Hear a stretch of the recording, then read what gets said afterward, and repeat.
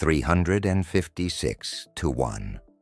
That's the ratio between paper silver contracts and physical silver available for delivery on the COMEX exchange as of late December 2025. For every ounce of actual metal sitting in registered vaults, there are 356 ounces of paper claims. Gold trades at 40 to 1, copper at 25 to 1, silver 356 to 1. This isn't a market. This is a Ponzi scheme with a countdown timer. And judging by what happened between Christmas and New Year's Eve, that timer just hit 0. The official story is simple. Silver had a great year in 2025, up 147%. Some volatility at year-end. Margin requirements adjusted. Everything returned to normal by January 2nd. Market functioning as intended. Move along.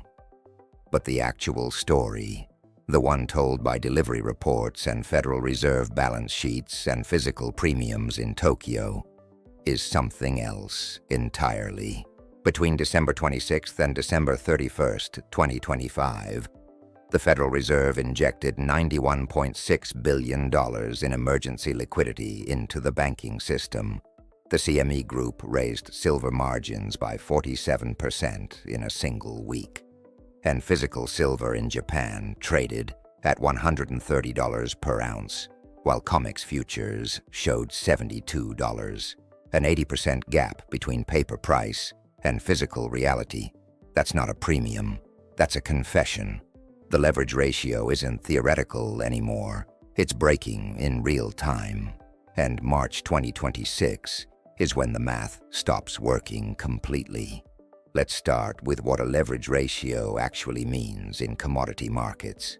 Every futures contract represents a specific quantity of the underlying asset. For silver, one COMEX contract equals 5,000 ounces. When you buy a silver futures contract, you're not buying metal. You're buying price exposure.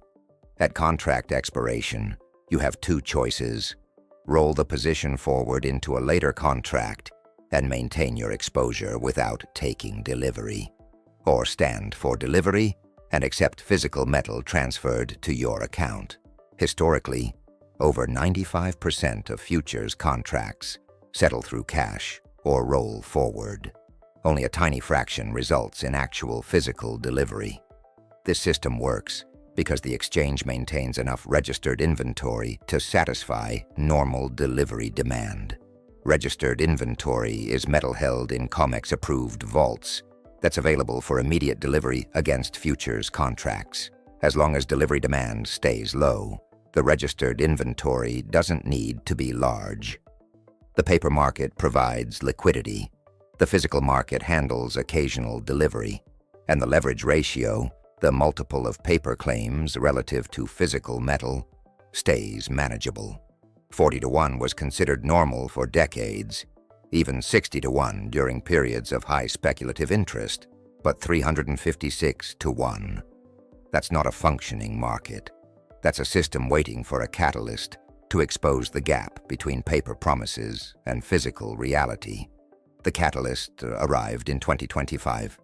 Silver started the year trading near $28 per ounce. Industrial demand projections showed modest growth. Central banks continued buying gold. The silver market seemed stable, maybe boring. Then three things happened simultaneously that broke the equilibrium. First, industrial silver consumption accelerated faster than anyone projected.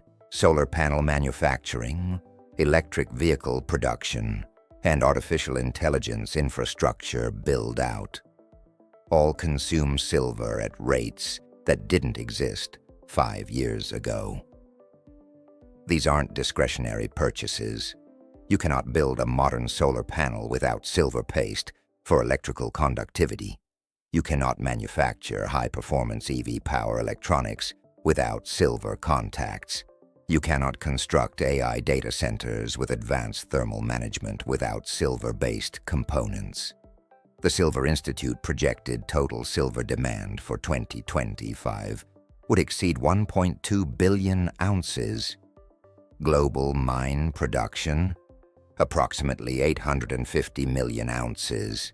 That's a 350 million ounce shortfall in a single year, and 2025 wasn't an anomaly. It was the fifth consecutive year of structural deficits. From 2021 through 2024, cumulative silver demand exceeded mine supply by 678 million ounces. Nearly 700 million ounces consumed beyond what miners produced. Where did that metal come from? Above-ground inventories. The same inventories that back COMEX registered stocks. The same vaults that provide the physical foundation for the futures market.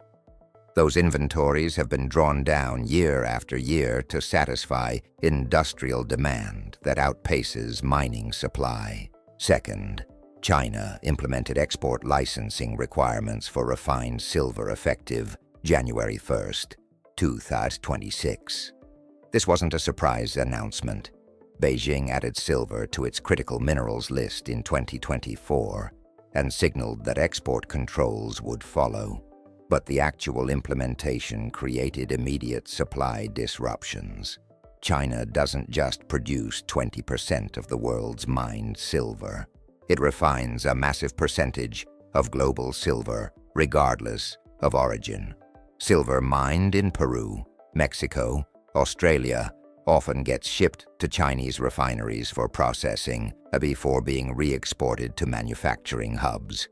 The licensing system doesn't ban exports. It requires government approval for each shipment. In practice, this means Beijing controls the valve on 65 to 70% of global refined silver supply. Chinese solar manufacturers, who consume more silver than any other single industry globally, get priority access. Western industrial users now compete for whatever China decides to license for export. The timing wasn't coincidental. China is simultaneously the world's largest silver consumer for industrial applications and the dominant refiner of global silver supply. Implementing export controls guarantees domestic industries have access to the metal they need, while creating supply uncertainty for Western competitors. Third, the price surge from $28 to over $83 by late December exposed something the market had been ignoring.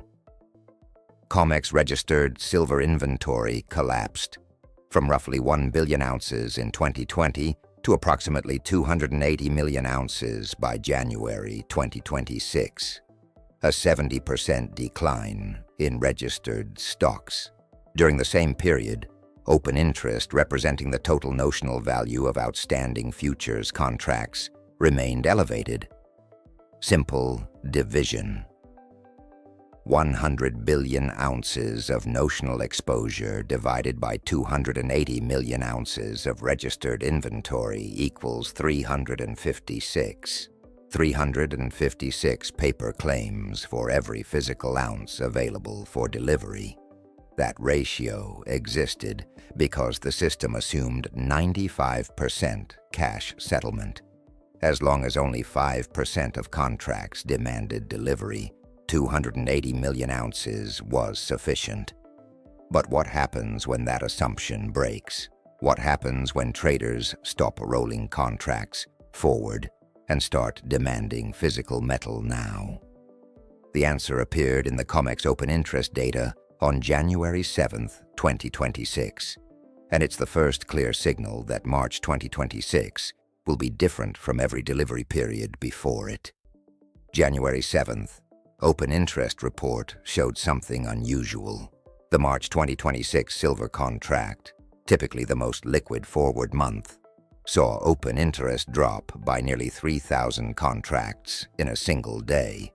Meanwhile, January 2026 open interest, which normally declines as the contract approaches expiration, surged by over 1,400 contracts. This is called backward rolling. Instead of rolling positions from January into March to maintain exposure, Traders were doing the opposite. They were closing March positions and opening January positions. Why would anyone roll backward? Because they want physical delivery now. They don't want to wait until March. January isn't typically an active delivery month. Most market participants use February, March, May, July, September, and December as primary delivery months. Rolling into January signals urgency. It signals that whoever is taking these positions believes waiting until March is too risky. Maybe they believe registered inventory will be even lower by March. Maybe they believe physical premiums will be higher. Maybe they believe the exchange will be forced to implement cash settlement. Whatever the reason, backward rolling is not normal behavior, and it appeared right as silver was trading above $80 with physical premiums exploding in Asia. The open interest shift suggests sophisticated traders, likely including industrial end users and large institutions, are prioritizing physical possession over maintaining paper exposure. They're treating futures contracts as delivery vehicles rather than price speculation tools. When that shift happens at scale, the leverage ratio becomes a problem, because the exchange built its system around the assumption that delivery demand would stay low. The assumption is breaking. Registered inventory at 280 million ounces can handle normal delivery. Normal delivery is 5 to 10% of open interest. If open interest represents 100 billion ounces nominally and 5% demand delivery, that's 5 billion ounces. The exchange has 280 million. The math doesn't work. The exchange doesn't need to deliver 5 billion ounces because one futures contract represents 5,000 ounces, not 1 ounce.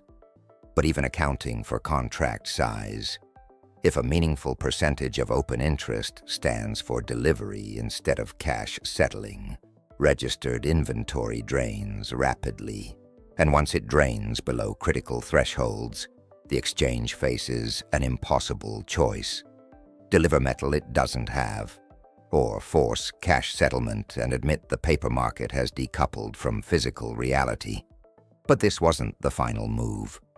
While the COMEX open interest was showing signs of delivery pressure, the Federal Reserve was responding to something else entirely, something that required emergency liquidity on a scale not seen since the early days of the COVID pandemic. December 26, 2025, the day after Christmas. The New York Federal Reserve executed a $17 billion repo injection to an unnamed financial institution. Repo operations are short-term loans, usually overnight, where banks exchange high-quality collateral like Treasury securities for cash. The standing repo facility allows primary dealers to borrow from the Fed at a rate slightly above the policy rate, currently 3.75%. Banks use this facility when private funding markets are too expensive or unavailable. A $17 billion draw on December 26th is not routine. The Fed doesn't lend $17 billion to a bank on the day after Christmas for normal business operations. Someone needed cash, urgently. Someone with positions that required immediate funding to avoid margin calls or defaults. The identity of the borrower is classified under Fed disclosure rules for 2 years. We won't know officially until December 2027, but the timing tells the story. Silver had just spiked above $80. COMEX registered inventory was at multi-decade lows. Physical premiums in Asia were starting to surge, and someone needed $17 billion in emergency cash. 5 days later came the big one, December 31st, 2025, New Year's Eve. The New York Fed executed the largest single-day standing repo facility operation in its history, $74.6 billion. Banks borrowed $31.5 billion backed by Treasury securities and $43.1 billion backed by mortgage-backed securities. For context, the previous record was $50.35 billion in late October 2025. The December 31st injection was nearly 50% larger. Official explanations called it year-end liquidity management, Treasury General Account fluctuations, routine operations. But the numbers don't support routine. $74 billion is not routine, it's stress, and the market conditions on December 31st confirm it. The overnight repo rate, measured by SOFR, spiked to 3.87%. Individual transactions in the repo market printed at 4%. The standing repo facility rate is 3.75. When market rates exceed the Fed's emergency lending rate, it creates arbitrage. Banks can borrow from the Fed at 3.75 and lend in the private repo market at higher rates. That arbitrage explains some of the demand, but not $74 billion. $74 billion represents a funding crisis. Banks don't borrow that much from the Fed's emergency facility unless private markets are locked up or prohibitively expensive. Connect to the timeline. December 11th, the Fed removes the $500 billion aggregate cap on standing repo facility lending. No explanation provided beyond operational flexibility. 3 weeks later, $17 billion injection on December 26th. 5 days after that, $74.6 billion on December 31st. Total emergency liquidity provided over a 6-day holiday period. $91.6 billion. During the same 6 days, silver traded from $75 to $83 to $72 in violent swings. Physical premiums in Tokyo, Dubai, and Kuwait exploded to 80% above COMEX spot price, and the CMO Group, which operates the COMEX exchange, raised silver margin requirements twice. The first margin hike came on December 30th, the second on January 7th. By the time both increases took effect, silver maintenance margin had jumped to $32,500 per contract. That's a 47% increase from pre-December levels. The official explanation called it a standard response to volatility. The actual function? Force leveraged traders to post more cash or liquidate positions. Retail traders and smaller funds operating with leverage can't meet 47% margin increases on short notice. They liquidate. The paper price drops as sellers overwhelm buyers. The banks holding massive short positions get temporary relief as the price falls. This is the same playbook the CME used in 2011. Silver approached $50 in April 2011. The exchange implemented 5 margin hikes in 2 weeks. The price crashed from $49 to $32. Speculators liquidated, and the rally ended. But 2026 is not 2011. The 2011 rally was driven by speculation and monetary stimulus following the financial crisis. The 2026 surge is driven by structural supply deficits and inelastic industrial demand. You cannot substitute away from silver in solar panels or advanced semiconductors regardless of price. Industrial users need the metal. Margin hikes force speculators out. They don't solve physical shortages. In fact, they make shortages worse by suppressing price signals that would normally incentivize increased supply. So the CME crashed the paper price from 83 to 72. But physical buyers in Asia never saw 72. They saw 130 in Tokyo, 100 in Dubai, 97 in South Korea. Shanghai physical silver traded at an $8 premium to COMEX spot. Indian buyers offered $5 premiums. These weren't isolated incidents. This was systematic price divergence across the entire Eastern Hemisphere. The paper market showed one price. The physical market showed a completely different reality. an 80% premium in Tokyo. That number deserves emphasis. Physical silver bars available for purchase in Tokyo were trading at $130 per ounce. COMEX March. Futures settled at $72. The gap wasn't 2%. It wasn't 10%. It was 80%. In precious metals markets, premiums normally range from 1 to 3%, depending on product type and location. During supply disruptions, premiums might reach 5 to 8%. Gold premiums during the March 2020 pandemic panic peaked around 10% in some locations. 80% is not a premium.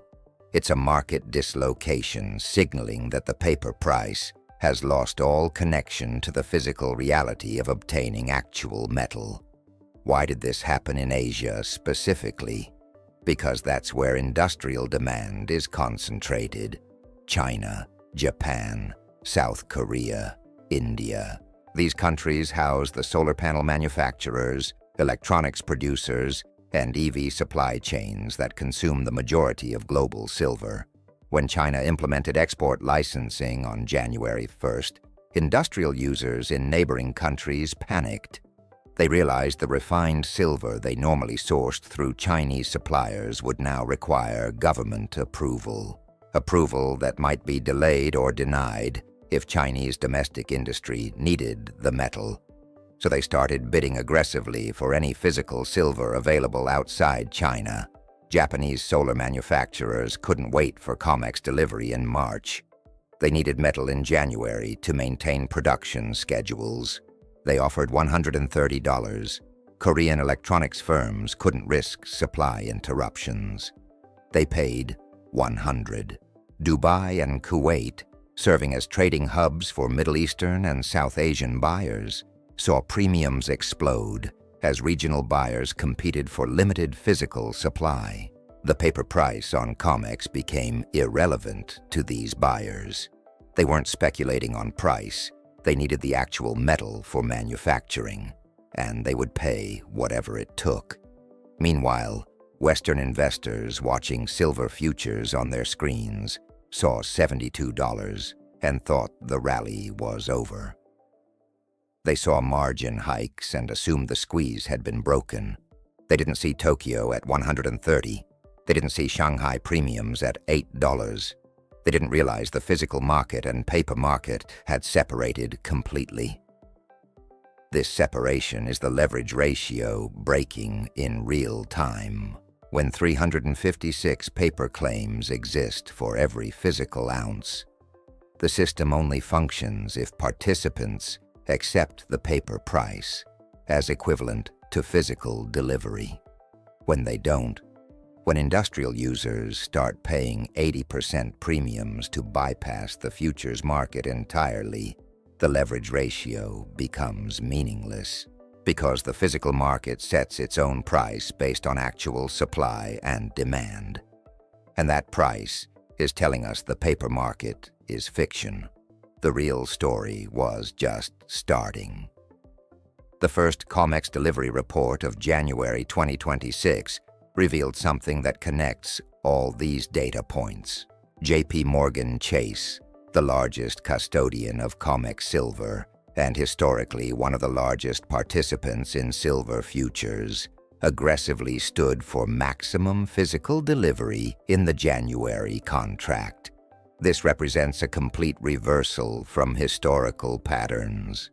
Banks that hold short positions typically roll contracts forward to delay delivery and avoid taking physical possession. They're managing paper positions, not accumulating metal. Standing for delivery means accepting physical bars transferred into your vaults. It means you want the metal, not the price exposure. JPMorgan took delivery of over 1,000 contracts in single-day reports during early January. That's 5 million ounces of physical silver, not cash settlement. Actual bars moved from COMEX-registered vaults into JPMorgan custody when the bank that operates one of the largest COMEX-approved vaults starts draining registered inventory through delivery demands, it's not routine position management. It's a signal. Multiple industry sources reported in December 2025 that JPMorgan had closed an alleged 200 million ounce paper short position and flipped net long, potentially holding 750 million ounces of physical silver, the largest physical stockpile in history. These reports cannot be independently verified because the CFTC doesn't disclose individual bank positions. The Bank Participation Report, which shows aggregate positioning of U.S. and non-U.S. banks, does show that U.S. banks reduced their net short silver position dramatically between September and December 2025. If JPMorgan did flip from 200 million ounces short to 750 million ounces long, it would explain several critical events. It would explain why someone needed $17 billion in emergency funding on December 26th, because other banks were scrambling to cover their shorts as JPMorgan exited and flipped long, creating a squeeze. It would explain the $74 billion Fed injection on December 31st, because remaining shorts faced margin calls as silver spiked above $80 and needed emergency liquidity to avoid default. It would explain why JPMorgan is now standing for maximum delivery in January, because if you're net long physical silver and you believe the market is about to squeeze, you want every ounce you can get before the exchange runs out. The pattern is clear.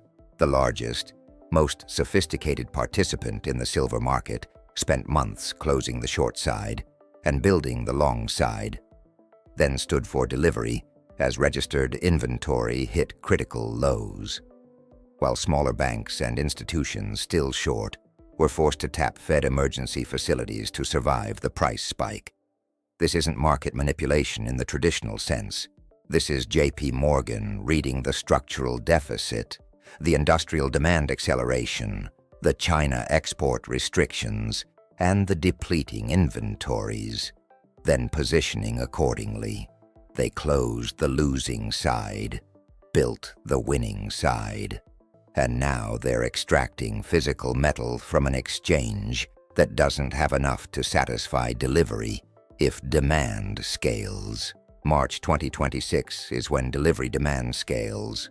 March is one of the most active delivery months for silver futures. Open interest in the March contract remains elevated despite the January backward rolls.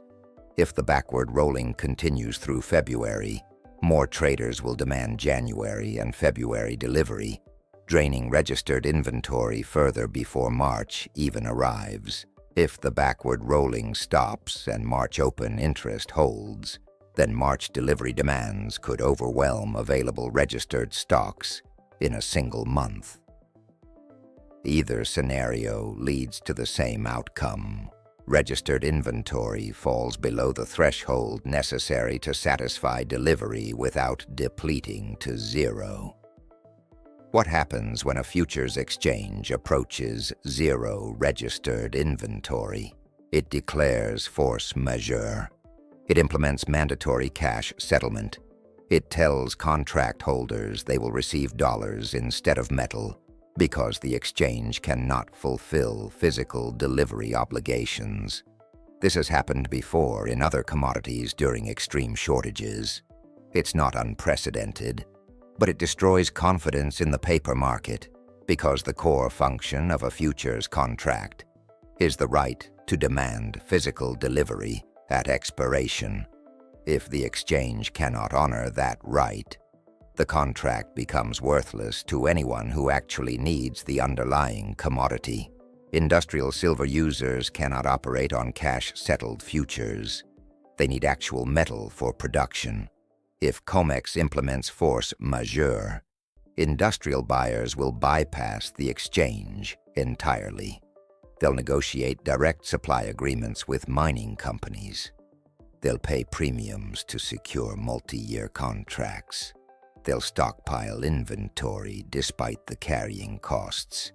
This is already happening. Reports from industry analysts indicate that major solar manufacturers and tech companies are moving away from just-in-time inventory models for silver. They're locking in long-term supply directly from miners to avoid COMEX delivery risk. When industrial users bypass the exchange, open interest declines because there's no point trading futures if you can't get physical delivery. Lower open interest reduces liquidity. Reduced liquidity makes the paper market less relevant for price discovery, and the physical market starts setting prices independently based on direct negotiations between buyers and sellers. This is the death spiral for a commodity futures exchange. Lose the confidence of physical market participants, lose the delivery function, lose the liquidity, become irrelevant. The March 2026 delivery period runs from late February through the end of March. If registered inventory enters February below 200 million ounces and March delivery demands exceed 100 million ounces, the exchange faces impossible math. There isn't enough metal. The choice becomes force majeure or drain the vaults to zero. Force majeure destroys confidence. Draining to zero means the next delivery month, May 2026, starts with no registered inventory.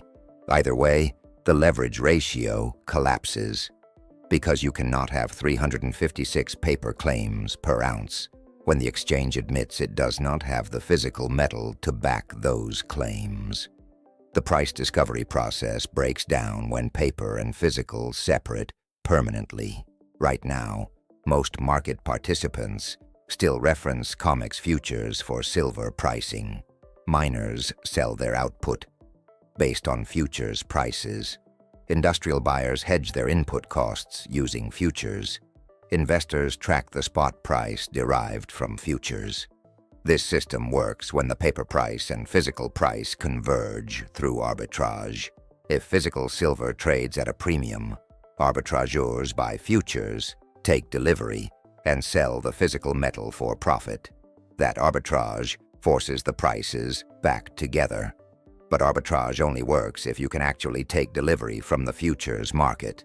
If registered inventory is so low that delivery becomes uncertain, or if the exchange implements force majeure, arbitrage breaks. The physical premium can expand without limit because there's no mechanism to force convergence. We're seeing this already in Asia. 80% premiums in Tokyo. The arbitrage should be obvious. Buy COMEX futures at 72, take delivery, ship to Tokyo, sell at 130, profit $58 per ounce minus shipping and storage costs. That's a massive arbitrage opportunity, but it's not being executed at scale. Why? Because either the logistics are too difficult, or the delivery risk is too high, or the registered inventory is too low to support large-scale arbitrage. The market is telling us that taking delivery from COMEX is no longer reliable. When the arbitrage breaks permanently, the paper price becomes a reference for speculators, and the physical price becomes reality for industrial users. Two separate markets, one for paper contracts, one for actual metal. The paper market might trade at 72. The physical market might trade at 120, and both prices can coexist because they serve different participants with different objectives. Speculators trade paper for price exposure. Industrial users buy physical for production. As long as most industrial users secure metal through direct supply agreements instead of exchange delivery, the paper market can continue functioning even as it diverges from physical reality. But here's the consequence for price.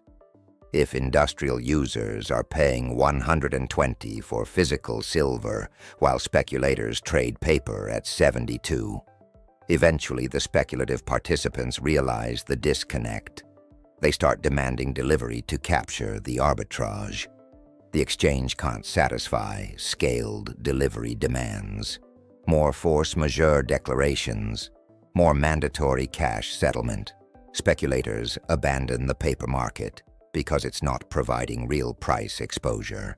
They move to physical, they buy bullion, they buy mining equities, they buy silver-backed ETFs with physical redemption rights.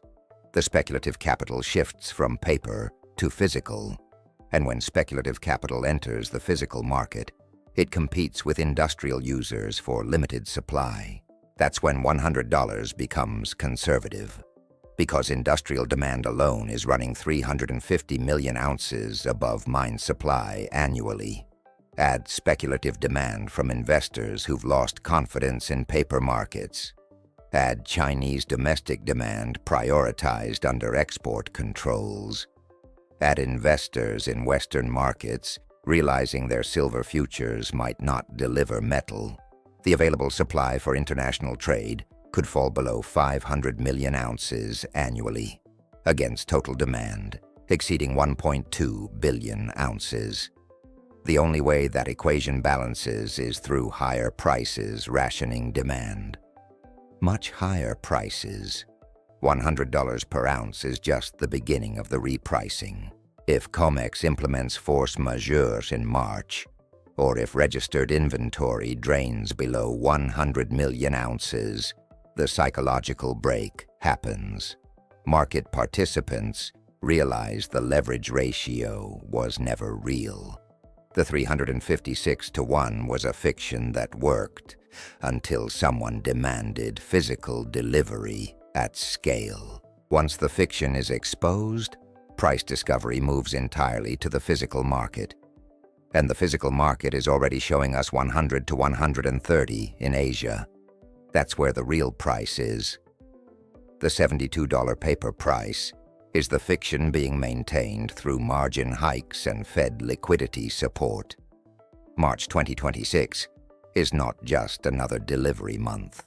It's the month when backward-rolling signals, JPMorgan delivery demands, Chinese export controls, depleted registered inventory, Fed emergency liquidity, CME margin manipulation, and Asian physical premiums all converge. The system has been absorbing stress for months. Registered inventory down 70% since 2020. Structural deficits for 5 consecutive years. Industrial demand acceleration. China export restrictions. Each stress point individually was manageable. Combined, they create a situation where a single large delivery demand or a single supply disruption tips the entire system into crisis. The leverage ratio is the mechanism that turns localized stress into systemic crisis. Because when 356 paper claims exist for every ounce, and those claims start demanding physical delivery, the exchange cannot satisfy demand without depleting inventory to zero. And participants know this. That's why backward rolling is happening. That's why JPMorgan is taking delivery. That's why Asian industrial users are paying 80% premiums. Everyone who understands the market structure is trying to get physical metal before the exchange runs out. The math is simple. Registered inventory, 280 million ounces. Annual industrial consumption, 1.2 billion ounces. Annual mine production, 850 million ounces. Structural deficit, 350 million ounces. China export control impact, 65% of refined supply now subject to licensing. COMEX open interest, representing approximately 100 billion notional ounces. Leverage ratio, 356-to-1. Paper price, $72. Physical price in Tokyo, $130. Fed emergency liquidity, December 26 to 31, 91.6 billion. CME margin increase, 47%. JPMorgan January delivery, over 5 million ounces in single-day reports. These numbers don't reconcile through normal market adjustment. They reconcile through a repricing event where the paper market admits it cannot deliver physical metal, and the physical market sets its own price based on actual scarcity. That repricing event happens when March delivery demands exceed available registered inventory, and the exchange must choose between force majeure or draining vaults to zero. $100 per ounce is not an ambitious target. It's conservative. It's what happens when the paper price catches up to where physical is already trading in parts of Asia. It's what happens when Western industrial users realize they need to compete for shrinking international supply. It's what happens when speculative capital shifts from paper futures to physical bullion. It's what happens when the 356-to-1 leverage ratio collapses because the denominator, physical ounces available for delivery, approaches zero. The signal is undeniable. The backward rolling in open interest, the Fed emergency liquidity, the CME margin manipulation, the JPMorgan delivery demands, the 80% Asian premiums, the Chinese export controls, the 70% inventory decline, the 5-year structural deficit. Every data point is screaming the same message. The paper market has lost connection to physical reality, and March 2026 is when that disconnection becomes permanent. $100 per ounce by March. Not because of speculation, not because of monetary inflation, because 356 paper claims cannot become 1 physical ounce. The math doesn't work. It never worked. And the market is finally calling the bluff.